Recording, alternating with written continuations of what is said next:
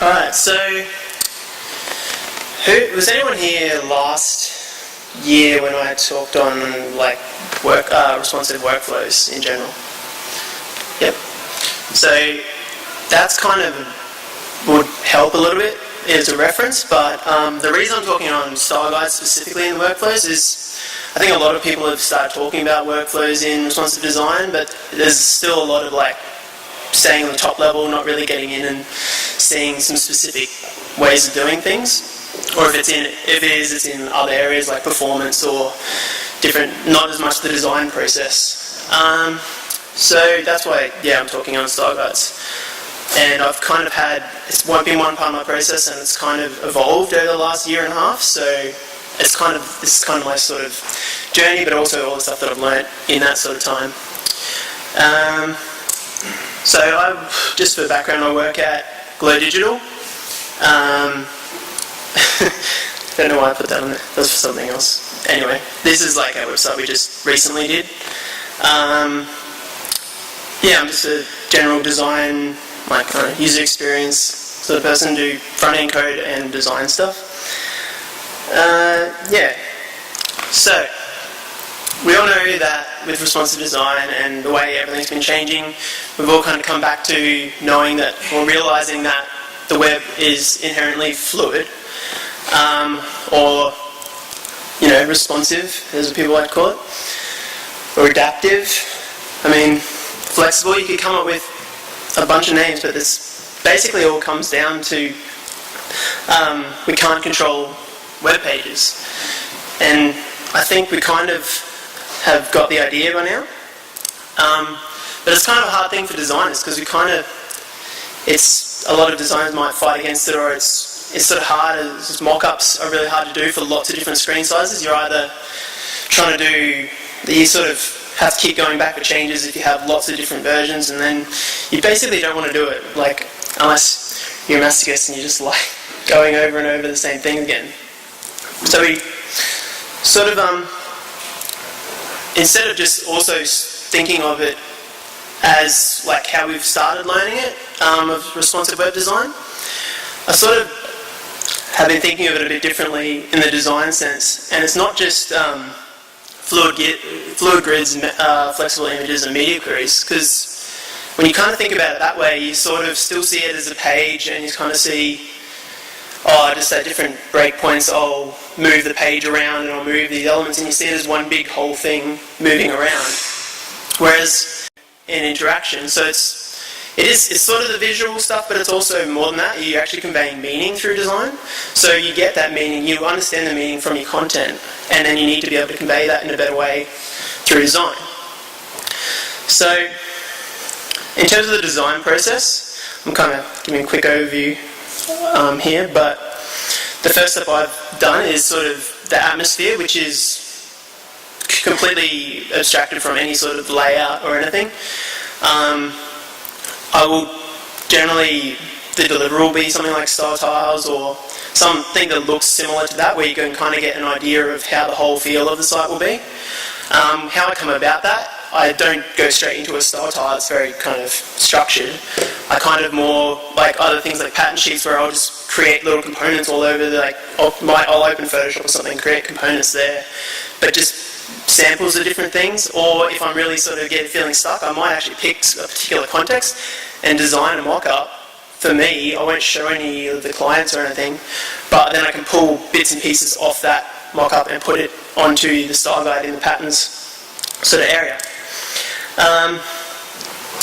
The structure.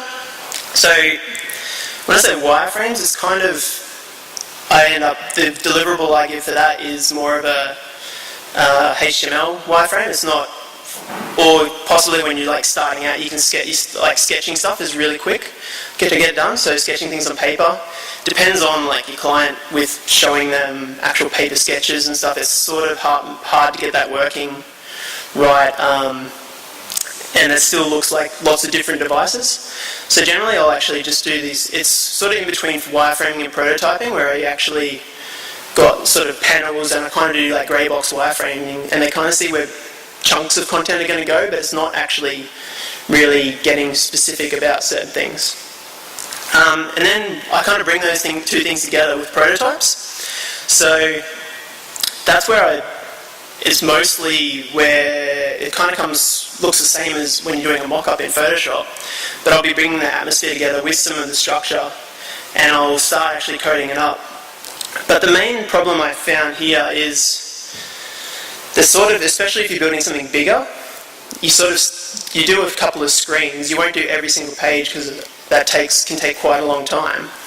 But you'll do the screens that are based off like your content, and then I kind of need to figure out how you're going to sort of start transferring that to, like, say, a CMS or something like that, or just how you're going to keep some consistency between things. Because you start going between pages, and if you're not like abstracting things out properly, if you get stuck too much in one sort of mock-up-y sort of prototype, it can get really hard. So I also want to know how to like design efficiently, because it also can take, a lot of people say it takes a long time to code your designs, and how you can do it quicker. So I need to know how to do that, and also keep it consistent at the same time.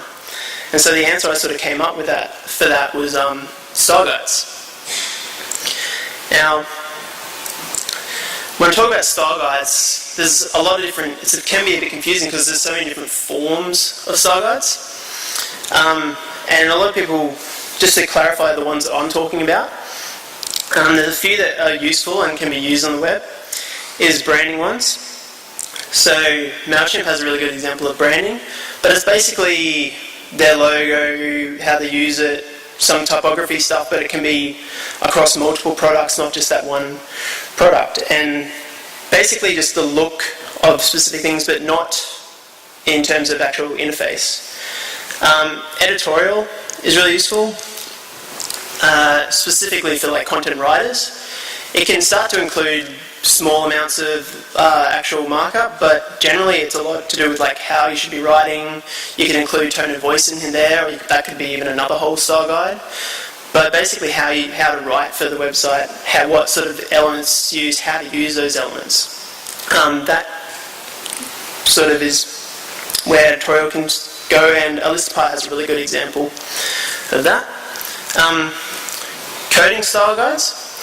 So these I've seen more and more, and I think is more important as well. Especially even keeping this sort of stuff with each project, you can kind of go, if you slightly change your guidelines for how you code, and you go back to a project a year later, you can kind of see why you were doing something a certain way. But yeah, ISO bar is a really good example of this. They include a bunch of different front-end languages there.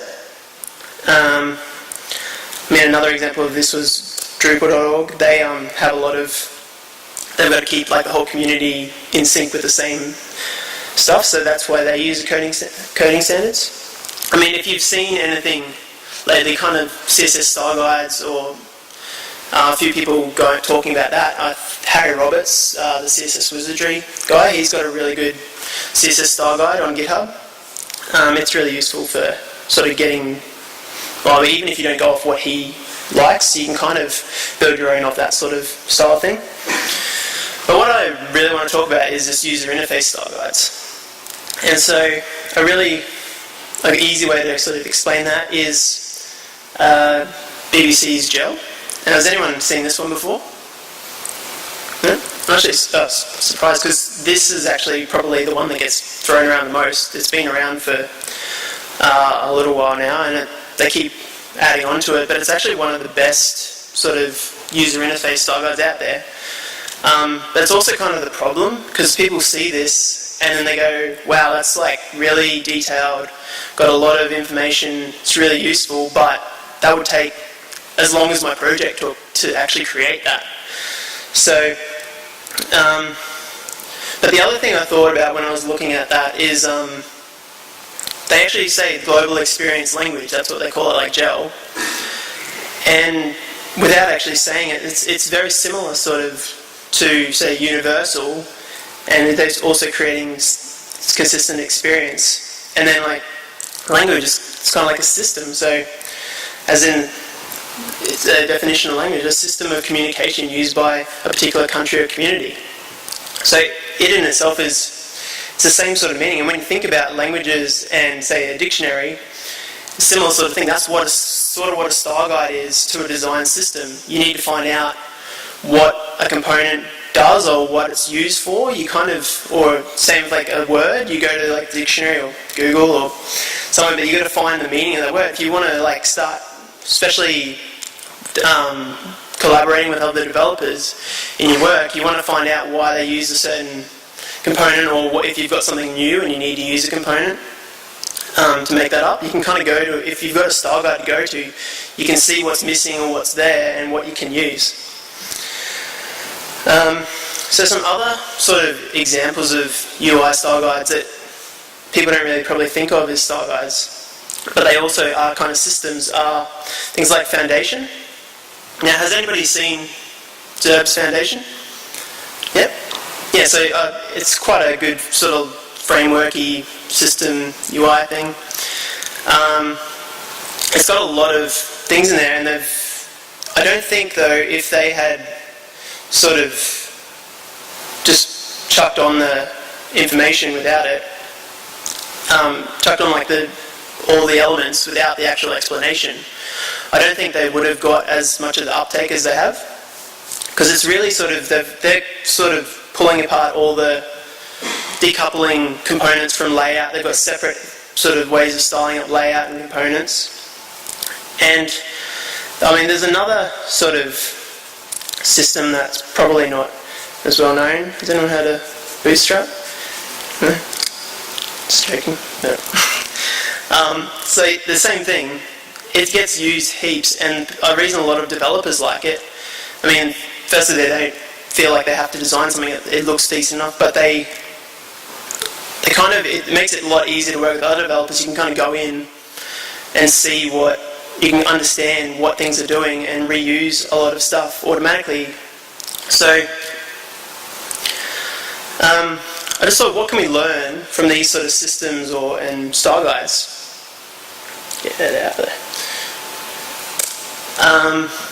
And the main part of it I found is they're abstracting components and decoupling the layout. So you don't have things like hash sidebar dot block.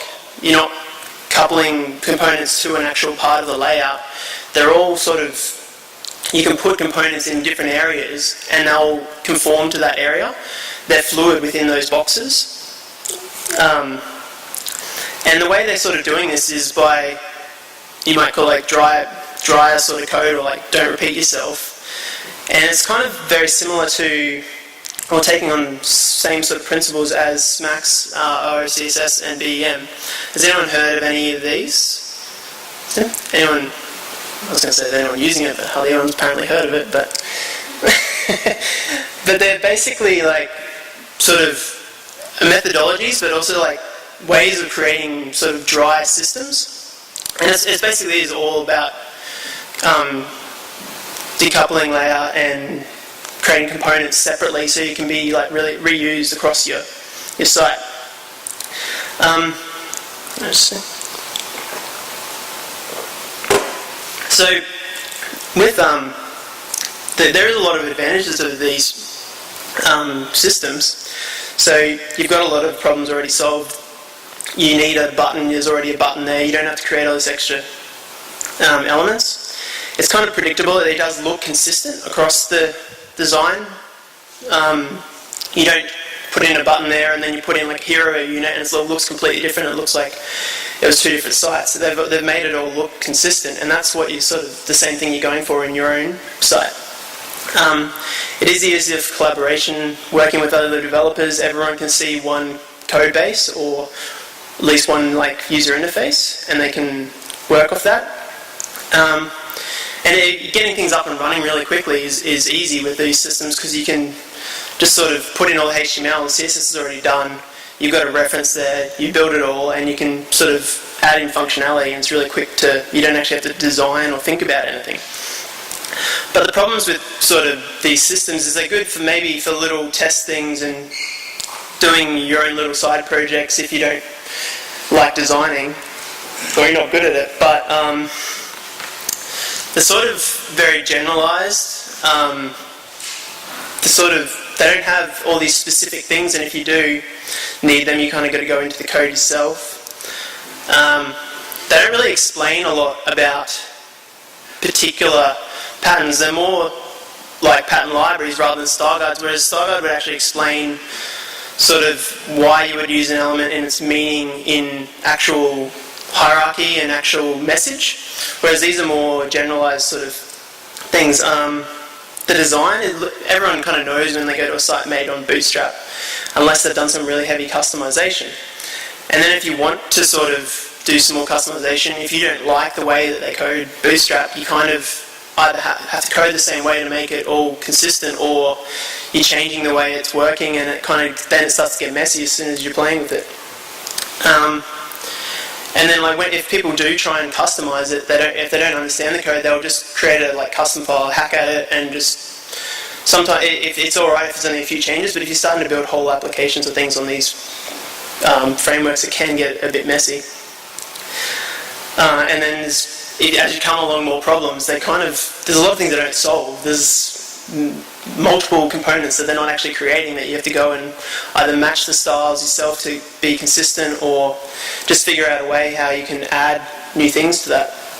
So, don't know what's next. Uh-oh. Sorry. Where did this go? Oh, that's why. Okay.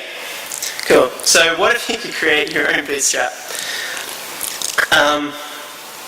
So you take all the advantages, but then get rid of all the disadvantages.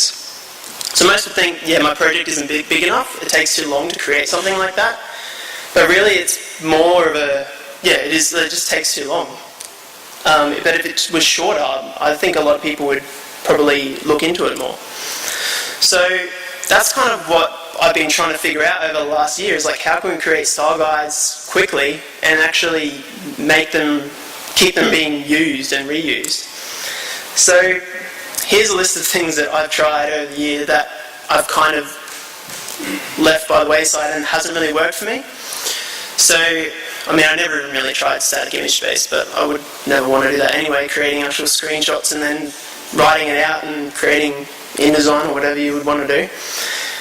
Things like pairs or patternry, it's more adding code into an interface, and doesn't always have, when you're adding stuff to an interface, you don't always have all your extra base code to go along with it, so it takes a lot of work to actually understand what it's all doing, and it sort of gets hard to keep reusing it properly.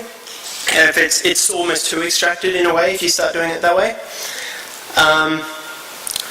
Nice style sheets is still quite a good solution, but it's probably better for bigger sort of projects, as you have to separate each sort of section in. You've got a bit for CSS, a bit for the template, and then a bit for the documentation. They're all separate files, and then you're giving them numbers and documenting them. They're kind of better for longer ongoing projects that you're going to sort of have bigger teams working on. If you want sort of a bit more, a little bit more robust. But a lot of that is not going to really work on the smaller projects a lot of us work on. And then I'd used Pattern Primer for a bit, or I looked at it, and that was Jeremy Keith did a sort of PHP script just to look at HTML files, sort of create, and then put them all on one page, and put the actual code in there so you could actually see where it all is. I created a thing a year or so ago, very similar to his version, but it made it so it actually created a menu and you could search the patterns all on one page.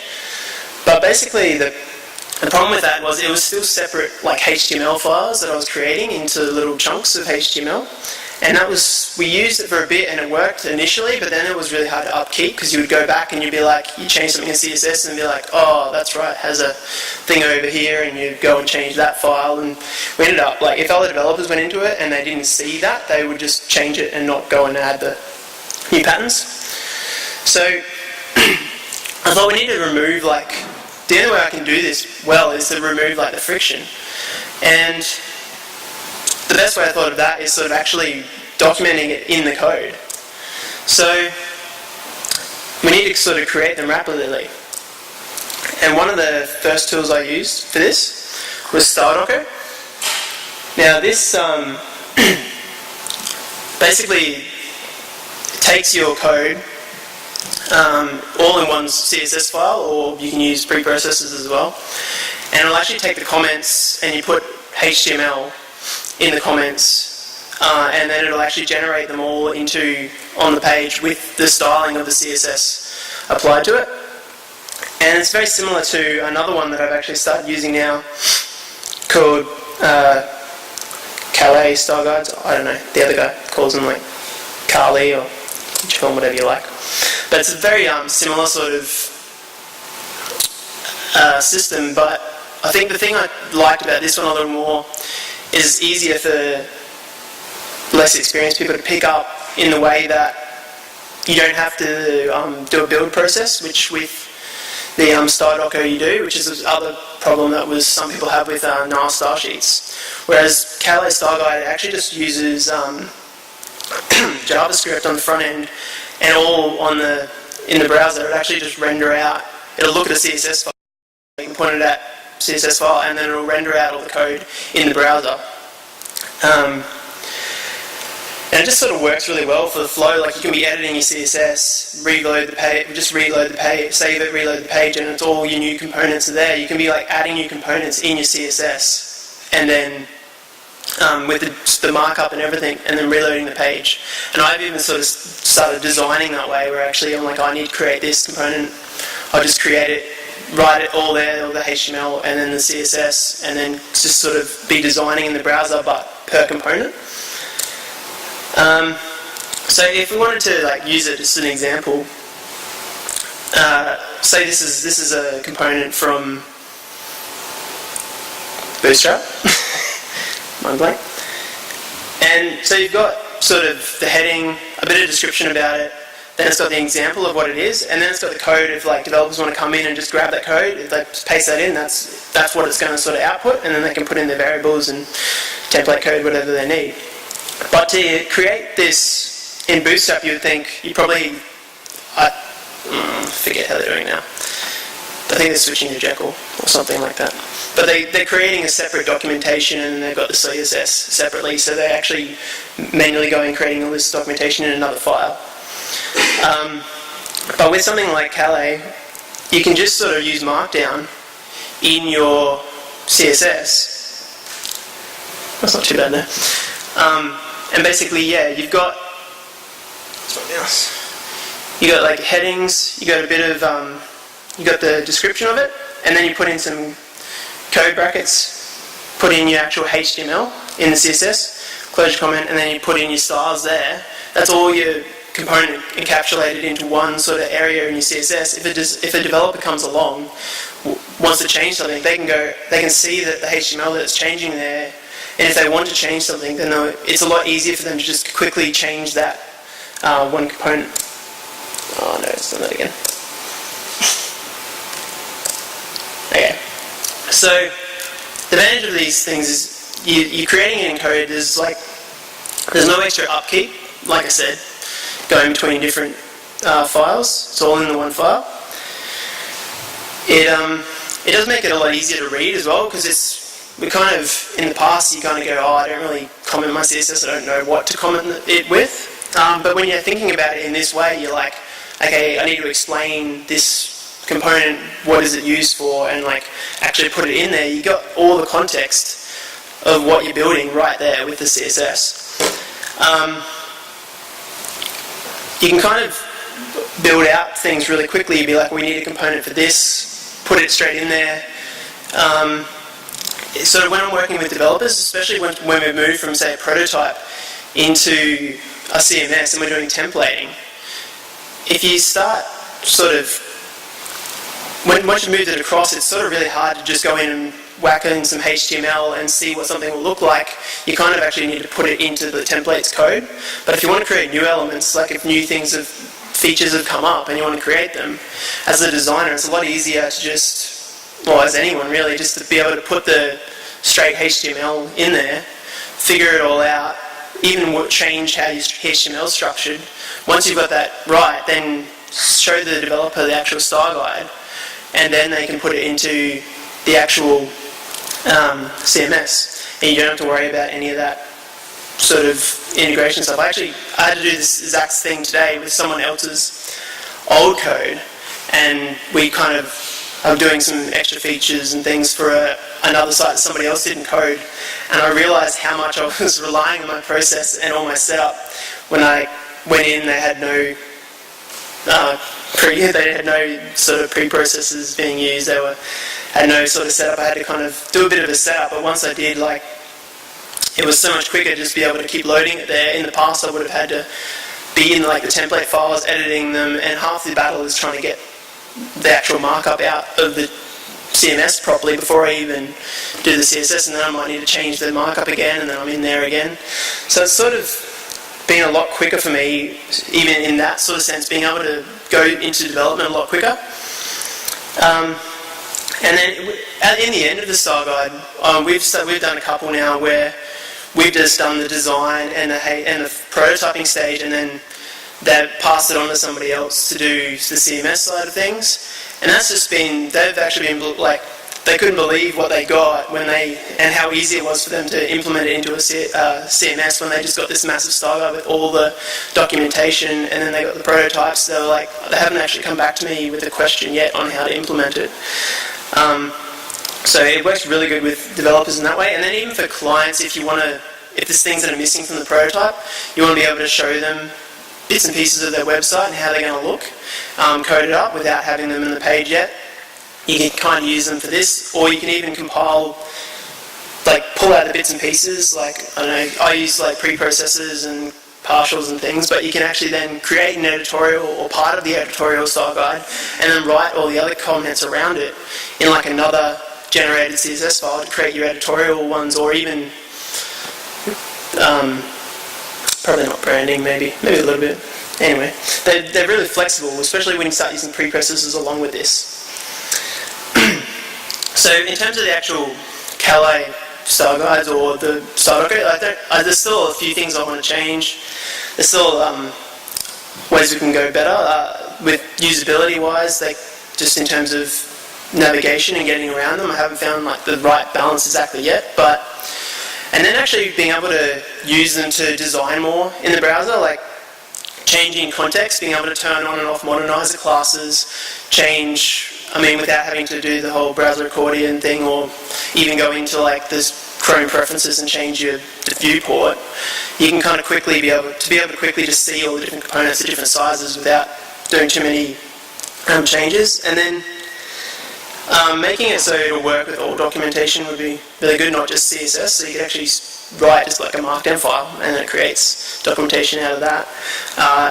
And then actually, in terms of isolation, actually picking a component out, putting that in its own little view by itself, playing around with that, pulling things around, stretching it out, turning things on and off, and being able to sort of fully design in the browser just in your CSS. You got the HTML, CSS there, and then you're sort of designing it all right there, and being able to see it in all different contexts. Okay, I can let me speaker.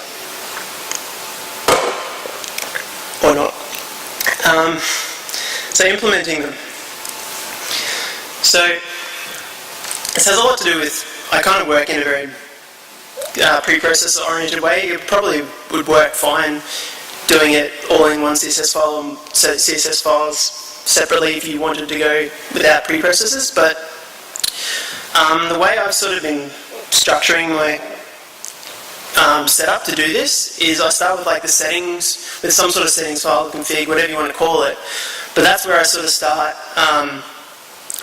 putting in the design atmosphere. It's not actually in CSS yet, but it's in variables with things like the typography, the colors, what's my baseline. If you have some generic sort of breakpoints, or not generic, I shouldn't say that.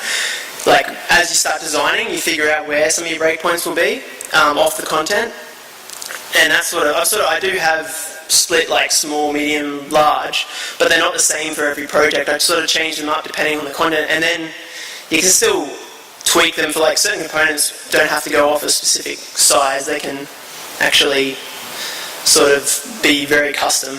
I know there's been a lot of talk about it lately. Once I've done those, sort of got my base, sort of got all my variables there, or like what sort of the atmosphere of my site, I start applying that through the actual elements. So anything that's like a HTML element, or headings and typography, and then even sort of maybe some little helper classes that are purely just to help with elements. I'll also, before I do any of that, I'll do like my normalized sort of CSS. But also, yeah, you start applying some of that atmosphere from the variables to the actual elements in the CSS, into your HTML elements, putting in your typography and your sizes and things like that. But basically, anything I put in here it's going to be global. It's not going to be things that will change. The elements that can be used anywhere, and you don't really want to. They're going to be things you need to be able to override easily. And with the elements as well, I find a lot of this, especially explaining how to use basic HTML elements, that doesn't really change between projects. So a lot of the CSS is basically reused between projects. I'll just go, and then at the top I'll change the variables in my settings, and all that, the whole look of the site will change just because of my variables. But all this basic HTML code and HTML elements, they don't really need to be touched, except because even the baselines and things are all done in the variables. So the layout. So basically, I use when I'm starting to work on the layout, I'll use the wireframes and different things, start creating containers, work out some sort of grid system. You don't have to use a grid system, and I used to hate using them, but these days it actually can be really interesting. I don't always use the same grid system for each sort of site, but it definitely helps when you're going between different sizes, and it kind of gives you another context as well as your screen sizes, your actual containers that you're putting around your components. They're really, so if you have a grid system, you've actually got another context you can use when a component is in that container. And sort of, oh my god, sorry, be quick. Yeah, I basically already said all that. But basically when you put your layout into your CSS or your HTML, you don't want to mix components and layout. You want to keep it all separate, so any of your paddings and margins on your layout, you don't want to put the same class on a component and then it kind of like wrecks all the components styling. So that's basically how you're decoupling the layout from the components. And the components part is the biggest part, and it's where I do most of my work. And this is where all the sort of customizing and things happen. So it's basically identifying all the patterns in the design and looking at, before you even go into prototyping, I sort of start figuring out what my sort of patterns will be, either from like sketch wireframes or other wireframes. I'll see like, I need like some sort of like a listing there, or I need a teaser sort of thing there. I might sketch out separate components. And then also you've kind of, all from the content strategy, you kind of learn what the interactions need to be, how the content needs to flow, that's kind of where I even start working out the types of components I need. And then sort of as I'm putting them into because I'm coding in the CSS as it's going into the prototype, I'm building my style guide without even realizing it when I'm building my prototype. And then like at the end of the prototype, if there's things that I'm missing that I know I haven't done other screens, you can kind of then just add those things into the style guide, and then you've built out your whole thing. And there'll still be things I miss, and if I'm going from like a static prototype but then into a CMS, but then you can really easily collaborate with developers and working on filling in those holes. I think, the main thing with developing components is just keeping them so they will be able to adapt to any container that you put them in, whether it be the whole site or the other site. And if they have certain restrictions, then you document that sort of stuff. So in terms of documentation, the first thing I think about when I'm designing a component is what's its purpose? Like, what is it going to be used for? And then, like, what sort of tasks are involved? And that's where you can kind of start to abstract things as well. You might have two different components that you thought were different, and they really are very similar. And even if they are a little bit different, they're kind of subsets of each other. So they're both basically a component, the same component, but you can kind of abstract one slightly out of the other one and build off it. So yeah, an example of, like, say, purpose, really easy one, navigation. Allow easy usable way for, it's a pretty basic one, but allow an easy usable way for users to access the content they need, but then also convey to the user where they currently are in the website to avoid confusion. I mean, you can get more technical than that depending on what type of navigation you need. Now, say the context, rather than just screen sizes, we've got like a few different contexts we need to think about when designing not just our whole website, but these specific components. So you've got, what does a different screen size, but it doesn't really always change a lot in components. And you can also use container sizes if you use your grid classes. If you've got certain grids, if you know what your grids are doing at different screen sizes, you can sort of use that to adapt your components depending on what grid they are. Like if you have a teaser in the full width in a page compared to like a teaser in like 1/3 of a third column down the bottom in the footer, you might not. It's not the same. It's a completely different context that each of those components are in. So you kind of need to think about how that will adapt and where these components are going to be used. A lot of that I even do in. Oh no, that's there.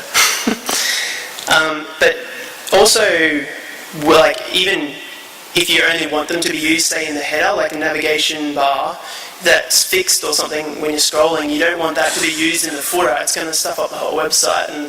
Usually that's a fairly one-off thing, but certain components you might only ever want to use them in, say, a sidebar or in the footer. Don't ever use them in the main area, so you kind of can document that sort of stuff. And then device features, if you've got fallbacks of things like JavaScript, but then also having stuff like touch, adding features or taking away features depending on whether it's touch or not touch.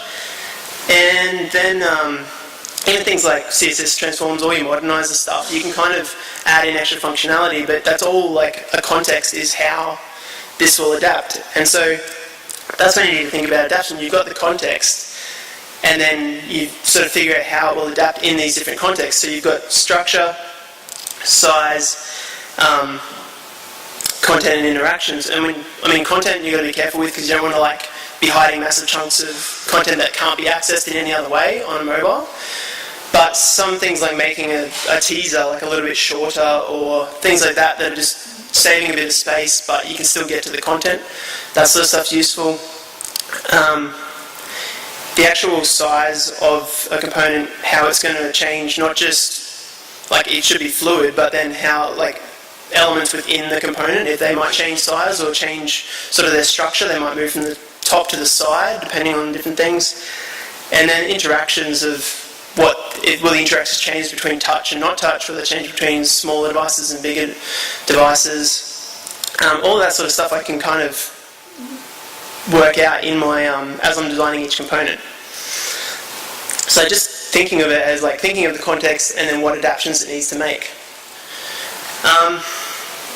Then when I'm thinking about new ones, there's a lot of patterns we already use, but then you've also got to think about maybe I can do this differently, maybe I can do this better. I was doing how to create sort of search filters for a recipe website yesterday, and I was looking around all the ways different people are doing it, trying to figure out the best use of it, and it's just there's nothing I felt that was really done very well. It all felt very clunky and all over the place. So I felt like I actually had to come up with something else to be able to make something work responsively. A lot of them were desktop-based, or if they were mobile-based, they were horrible on mobile, or they had very specific ones to mobile that wouldn't work on desktop. So there's a lot of thinking. You're not always going to find the patterns that are already being done. You can kind of come up with your own. So say, this is going to be a lot of text there to try and understand, but this is an example that I've done for the Glow Digital site. So you can kind of see that I'm explaining the purpose of the navigation bar, basically the same as before, but then I've got points here on the different contexts. I mean, you can figure it however you want to do it. The next screen probably has more information, but I've kind of got, you say on small screens, the items are hidden and a toggle link is displayed on the, what the hell? As the toggle link is displayed as an icon font, unless the font face is not detected, in which menu text is a fallback. So that's just that very first sort of interaction that was some things that were happening on small screens. And so what that would actually, I think I've got that on the next screen. Yeah. So what that would actually come out as is something like this. So we've got the navigation bar, we've got like an active state there, and then you can even tidy this up, you can do it however you like, but I've sort of started putting the actual context in bold and then the adaptions in like italics, and just sort of a way that if you ever need to come back to it, you can kind of see what you were thinking. And then, because a lot of times especially I find working with developers that haven't really got responsive design yet, they'll see an element at a desktop size or a mobile size and be like, oh yeah, I'll just chuck it in. They don't think about what's going to happen at other screen sizes. They won't be testing it out. So if they can see it all and be like, oh, I didn't realize it had a fallback at this thing, and then they don't break it doing something else with it. The other thing you can include after all this is stuff like dependencies. If you need a certain JavaScript file to actually run the menu on like mobile, or to add classes, take away, you can reference these and say, needs to use this part of JavaScript, and then I've started documenting my JavaScript a bit more like component-like as well. Even if it's relying on other components to be used, if there's other it's using child sort of components inside of it, if it only can be used with those. And then even if you're using preprocessors, you might want to, for easy reference, see if you've got one big massive CSS file that comes out at the end, but you want to know which partial is looking after it, you might want to reference them. Generally, the way I name things, it's very easy to find. It's basically the same structure as my style guide is how I do my partial, so it's not a problem.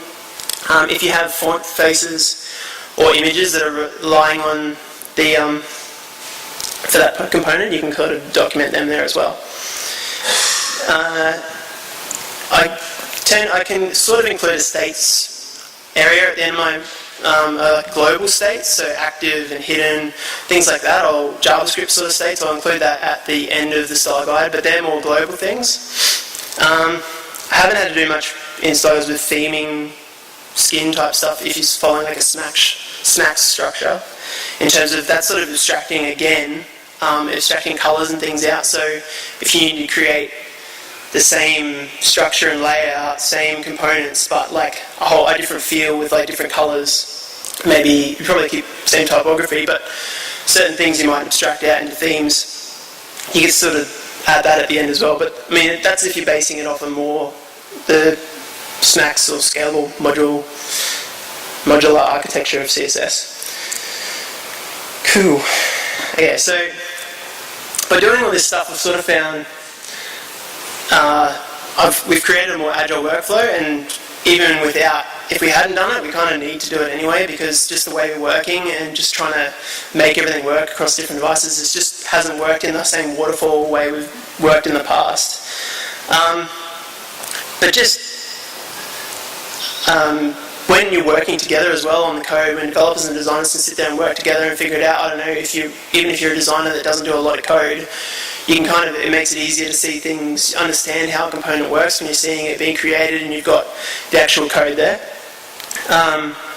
This is a really big thing that has come up that has actually been more useful than we thought, is it's documented with the site if you need to go back to it. So it's easy to understand, and then even if you did stupid stuff in the past, you kind of can understand why you did it, or you just hit yourself and what the hell was I thinking? But I mean, if you're not doing that every 3 months, you're probably not learning quick enough anyway. But basically it's just really good to be able to go back and figure out what was done, and even if you have like different staff on, or different developers that have been working on something, if they've left a trail behind them of like, this is what I was thinking when I did this, it's really useful to be able to understand it and be like, oh, okay, well, I will actually just be able to add on to that system, or no, this is how we're going to change the whole system. And even for small sites, I've found it useful, even from the fact of having all the elements already there that I move across from different things. I can't even really imagine starting from scratch again. I always try and like look at my code every time I start a new project, find out any new conventions that I should be using, but moving a lot of the code from different projects is really useful. I know we built the latest, still a bit buggy, but the Glow Digital website, we did that in about, actual building time was about a week and a half. And it was basically just me the whole time. In another developer did a couple of days of theming, but I had to finish that off anyway.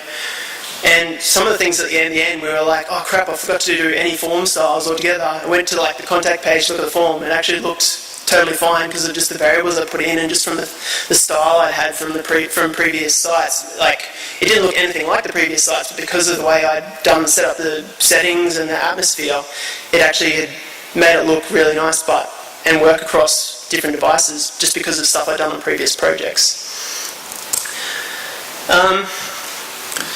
So yeah, basically just when you're thinking of a system, you're thinking of the atmosphere and the structure as sort of two separate things that you can combine. But there's sort of, the atmosphere is giving you a lot of meaning as well. Like, you've got the structure there, you've sort of, I mean, if you took away all your styling, it should still be understandable and be able to read it and get information out of it. But you're adding the meaning, you're adding all the emotional stuff behind it with the design, and you want that to be able to work across multiple devices. Basically, whatever you do, we should be using more collaborative workflows, and we just need to make our systems like easy to maintain and build, whether you use these sort of ideas or just other ways of doing it. I think being able to understand what you've done in the past and be able to maintain things into the future is really useful. And it kind of, you're learning lessons every time and building on top of those. You're not forgetting and having to go back and copy and paste from all different places for different things you learn. And then just remember when you're creating components just to think about the purpose, their context, and their adaptation.